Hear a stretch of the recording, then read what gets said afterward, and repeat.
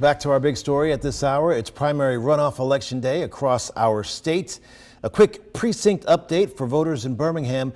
While polls close at 7, Bluff Park United Methodist Church will be open until 7:25. It was delayed in opening this morning. One of the major races we're following tonight is the battle for Tommy Tuberville's U.S. Senate seat. As you likely know, Tuberville is not in the race since he's running for governor. The Democratic and Republican nominees in the Senate race will be decided today. On the Republican ballot, Barry Moore has experience in Washington. He's a third-term congressman representing the state's 1st congressional district. Former Navy SEAL Jared Hudson owns a security and weapons training company. He's also the founder of a nonprofit aimed at combating human trafficking. Moore got about 39% of the vote in May compared to Hudson's 26%, more or less. Our Zoe Blair is live in Hoover to cover the U.S. Senate Republican runoff. She's with the Hudson campaign at Brock's Gap Brewing Company. Zoe. Guy, like you said, a very intense race. This is one of the major races in this runoff. Whoever wins will take Tommy Tuberville's seat, potentially either here or on the Democratic side. Now, Jared Hudson voted in Gardendale today. We have some video of that for you. Barry Moore voted down in his hometown of Enterprise, and I had a chance over the past couple of weeks to speak with both candidates who are emphasizing Barry Moore is emphasizing his experience in Washington, that he has done this before, that he believes he is the right candidate because he knows what he is doing in Washington. But Jared Hudson is emphasizing his military experience.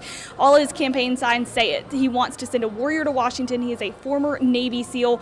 Both have also been very vocal about their faith throughout all of this. Like I said, I spoke with both of them during the past couple of weeks, and both quoted Bible verses. Both were very vocal about their faith and what it means to them to be on this campaign trail. Now, we are here at Brock's Gap Brewing waiting for Jared Hudson to arrive. We're told that he should be here about 7 o'clock this evening, so it's going to be a few hours before we have the chance to speak to him.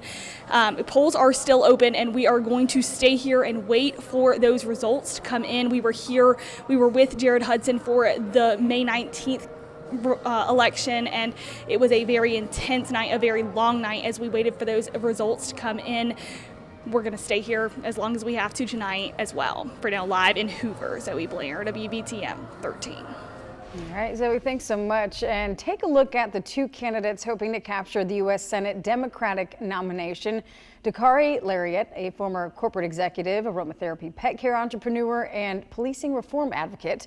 He is competing against attorney and former Midfield Municipal Court Judge Everett West. West got the most votes in May, 40%, but that was not enough to win.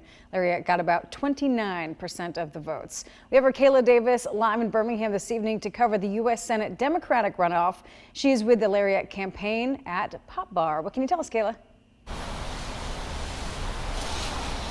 Hey Brittany, we're just outside of Pop Bar. It's not open just yet, but Dakari will be starting that watch party right around 7 o'clock. And it's just like you said, the primary was very close a month ago with Everett leading in that with that 40% amount, and Dakari with 29%, but roughly 340,000 voters across the entire state on that Democratic ballot. And Dakari tells me this time around that he spent the last few weeks traveling the state, focused on areas that lean towards West, making calls and educating voters about his campaign in hopes of flipping more votes this time around, specifically looking at that Jefferson County area. Now, we still have a few hours before things kick off here. Dakari tells me he's going to be having a live performance. And as for Everett West, he'll be across town at the Kappa Alpha Psi building for his watch party. So we're going to keep a close eye as things continue throughout the night. Like you guys have said, the polls are still open until 7 o'clock, and then both of those candidates will be making their way to their watch party.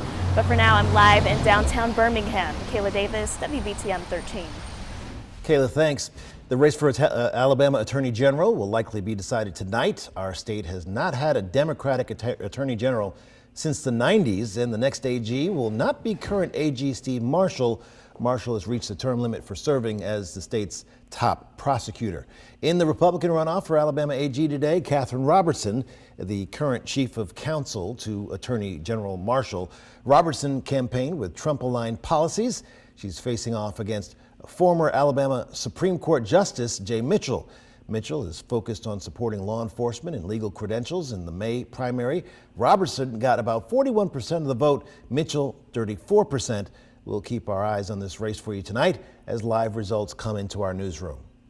Whoever wins the runoff for sheriff in Walker County is most likely to win the seat. There's no Democratic challenger for the general election, and the sheriff will be someone new. Both of the runoff candidates beat the incumbent in the primary. Current Sheriff Nick Smith only received 22% of the vote.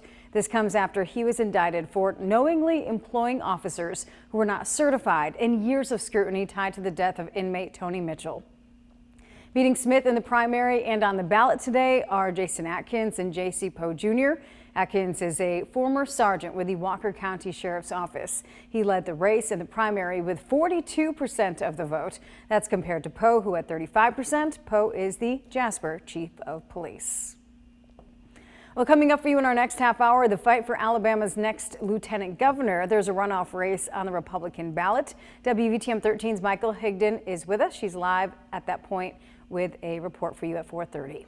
When polls close tonight, our team is working really hard. We'll be bringing you the latest live results as those votes come in. So don't miss out on knowing exactly what's happening in your community. Download our app, turn on those alerts. You'll get notifications right to your phone when those races are called.